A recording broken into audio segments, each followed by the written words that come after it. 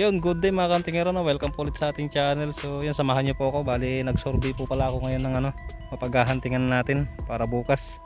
So mag-start vlogging na po ulit tayo. So babalik na po ulit tayo sa pag-vlog natin. So yun mga kantingero, dito po ako yun sa nakita kong spot ngayon. So naglakad-lakad ako kanina.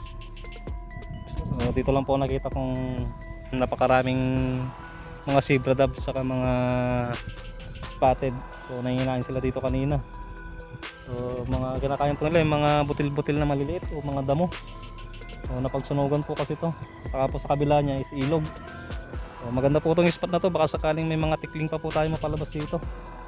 So yan, bali gagawin na lang po muna natin ngayon. Magtatayo na lang po muna tayo ng kura. So yan, dito po tayo maglalagay ng kura natin para kinabukasan matambangan na po natin to. So yung mga kantero, sana subaybayan nyo po yung ating hunting video. So shoutout nga po pala sa ating mga solid subscriber dyan, sa mga nag-aabang sa ating mga video. So yun, pasensya na, ngayon lang po ulit na naman tayo makapag-hunting. So yun, ngayon lang din po kasi nakasorby na naman ng spot natin. So yung mga kantero, stay tuned lang. Bali gagawa na po muna tayo ng ating taguan. Tapos bibira-bira lang po muna siguro ako dito sa paligid. Tuloy magsusorby pa po tayo. Pakadali man lang ng pang-ihaw natin ngayon, panghapunan. A few moments later. So yung mga katingero, no, nakagawa na po ako ng taguan natin.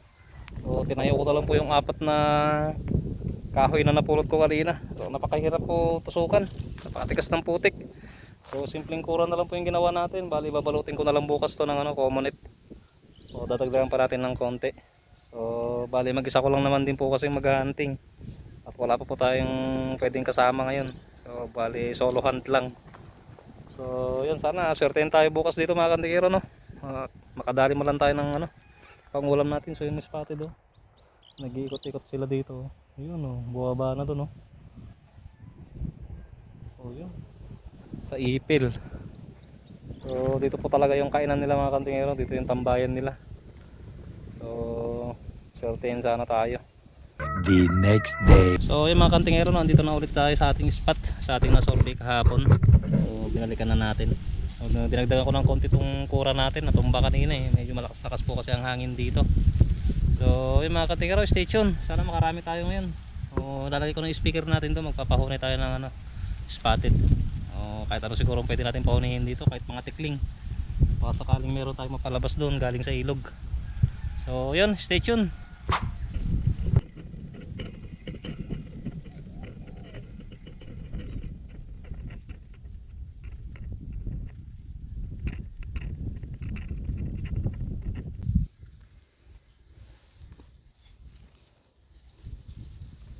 So, merong dumapo dito.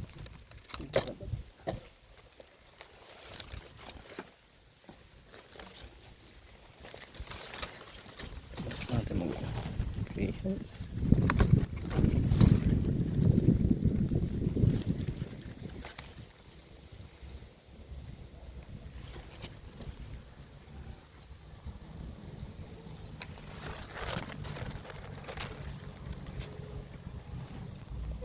$25 yards.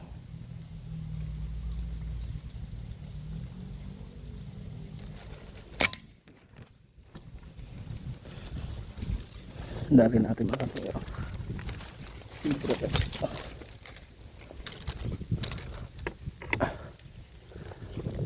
isa na tayo.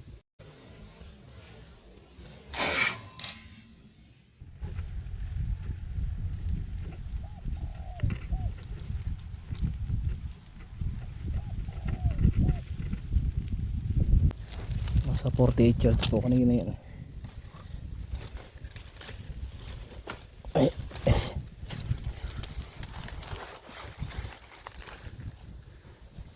48 yards. Ito lang mahirap sa unit natin pagka mahaba. Hindi tayo ganong makagalaw dito sa kura natin.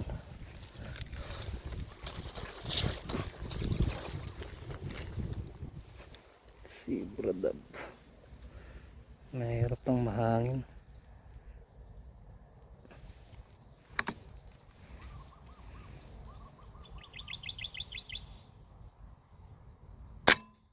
Walang bala.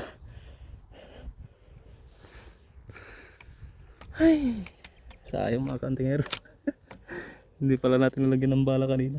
Tumira tayo ng ano, sigurado.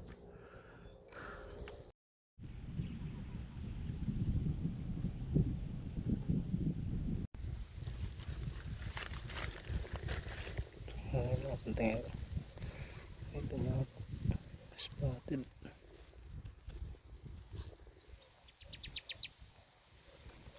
Hindi ko na yata alam sumilip ng may ano, side cam. Wala. So, yun. Yun. Nakatago. Ayan siya.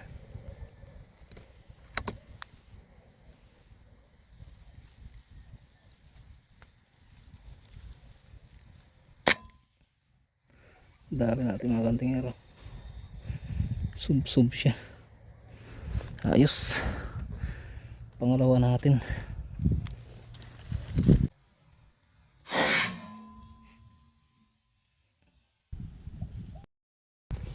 So yung mga kantingero, may lumapo kasi brother sa may kawayan. Bali 48 yards po yan.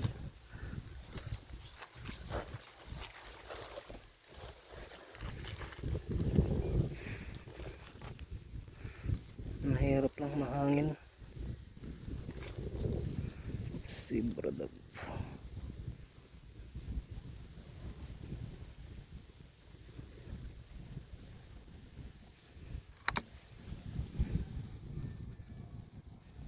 Adjust natin ng konti.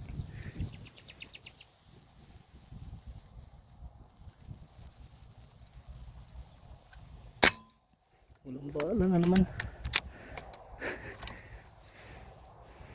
Buti hindi siya pumipad.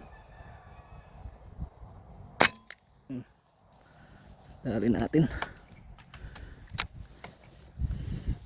Sayang. Meron parang spotted dab dito mga kantingero, nakadapo. Yun lang mahirap pagka wala tayong kasama na iba. Walang nakakakita. Meron na pala nakadapo dito sa malapit. Spotted dab pa naman siya. So yun, sayang. Pero okay na yun. Pangatlo natin yung mga kantingero, no? Ayos. So yung mga kantingero, no, so bali susukatin ko nga po pala yung mga target natin, yung mga dinadapuan po nila, so, para may idea rin po kayo kung gaano po kalayo o kalapit. Medyo hindi naman po siya kalayuan, hindi rin po siya kalapitan, saktong distance lang po yung ating pwesto ngayon. So yung mga kantingero, bali sukatin ko po, ito po yung range finder natin para may idea po kayo kung makita po ninyo. So dito po sa may kawayan, bali nasukat ko po kanina to 48 yards eh. So subukan pa rin po natin. So yan 49. So ito po. Hindi po pala nag-record yung ano natin. So ito 48. So yan po mga kantingero, 48 yards. 49 tapos sa may taas po niya. So yan 50 yards. So yan lang po yung target natin. Tapos dito naman po sa ground o sa baba, medyo, so yan sa pinakadulo po 85 yards doon sa may taas. Tapos dito lang po sa malapit 43 yards o 42. Tapos dito naman po sa may ano, patay na kahoy, dinadapuan din po kasi yan eh. So yan 52 yards. So yan po yung mga possible na pwede nating putukan dito. Diyan po sila dumadapo. So yung mga kantingero, bali nakatatlo na rin po pala tayo. So nakadali tayo ng isang spotted, dalawang zebra dab, isa dun sa kawayan, isa lang po dito sa malapit, nasa 25 yards lang po to dito sa likod ko, tapos isa dito sa 43 yards sa may ground. So mga kantingero, no, may lumapit na ano na zebra dab sa may kawayan.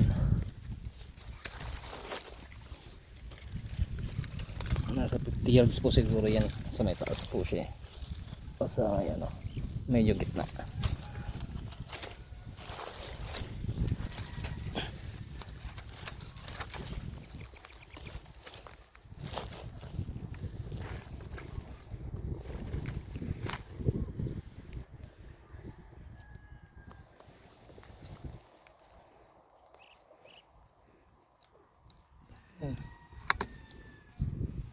May konting hangin.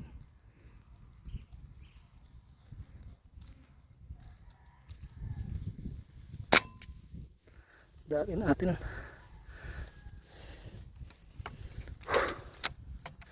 Si Bradab, pang-apat natin.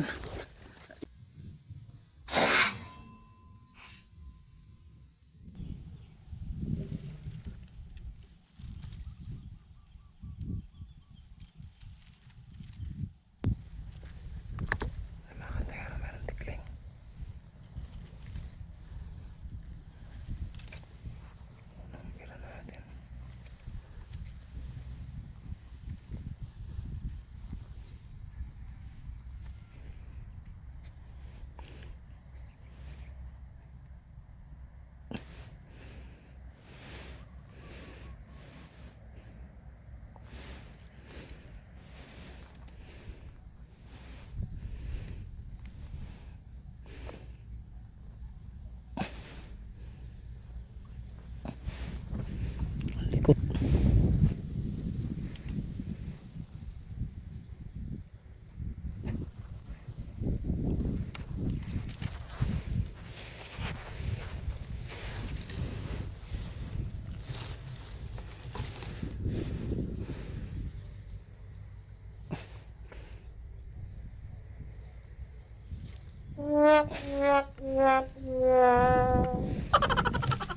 So yung mga katingero, pulutin muna natin yung ano, mga tinamaan natin.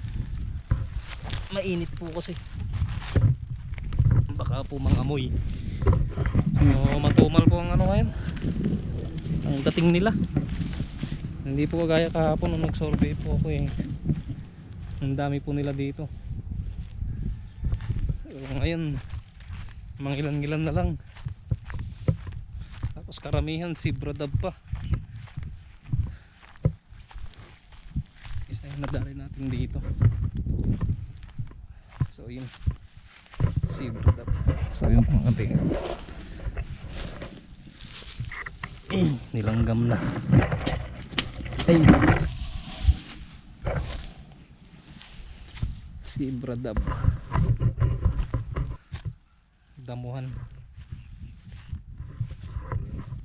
Ito isa.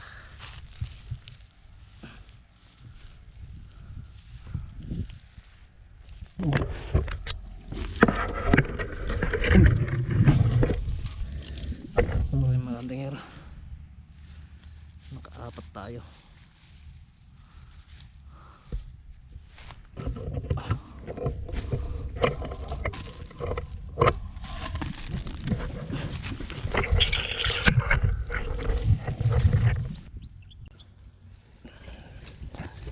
Meron tumapo. Spotted tank.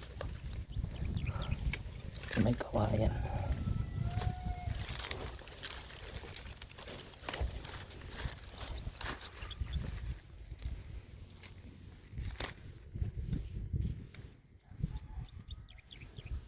Saan na siya? Ayan.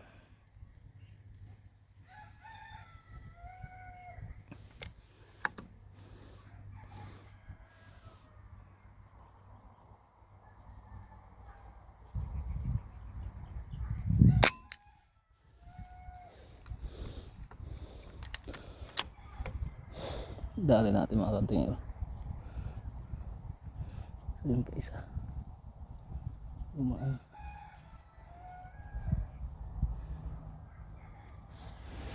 Tayo na ba siya? Tayo na.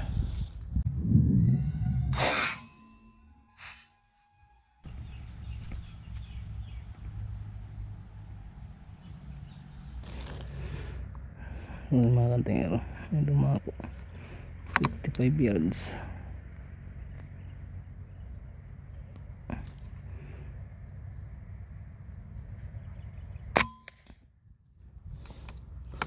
Dali natin isa. Meron pang isa kasama niya. Oop.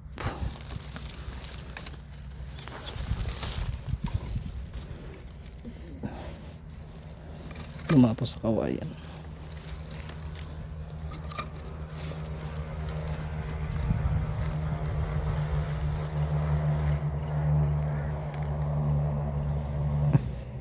Portate.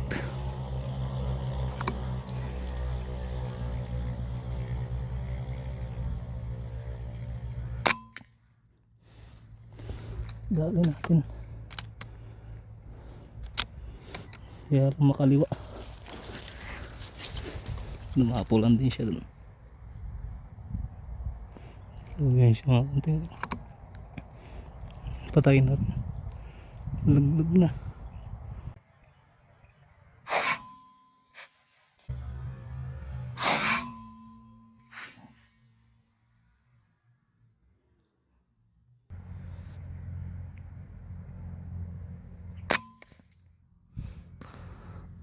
Dali natin. Pang 8 po natin. So yun, sana mahanap nga lang po natin dun. Medyo masukal po kasi dun sa binagsakan niya. Tapos medyo may palag pa siya. So yun mga kantingero, bali uwi na po tayo. So alas 5 na po ng hapon. So hindi po natin nahanap yung last na tinira po natin dyan sa may patay na kahoy. So yun, napakasukal po pala ng ilalim. Palagay ko sa may mismong ugat po niya bumagsak. Mahirap naman po, baka makadali tayo ng ahas dyan. So yun, bali naka 7 piraso lang po tayo. So ito po yung nadali natin. 6, 7. So yan, okay na rin po yun. Nagapano, meron tayong pang ulam mo yan, pang hapunan. So sasabawan po natin yan. Lalagyan natin ng ampalaya. Parang tinola ba. So okay mga kanero, maraming salamat po sa inyong pinanood. So shoutout nga po para sa ating mga subscriber dyan. Ngayon lang po ulit tayo nakapag-vlog. So yan, sa usunod na video po natin ulit. So ingat po tayo sa araw-araw po natin.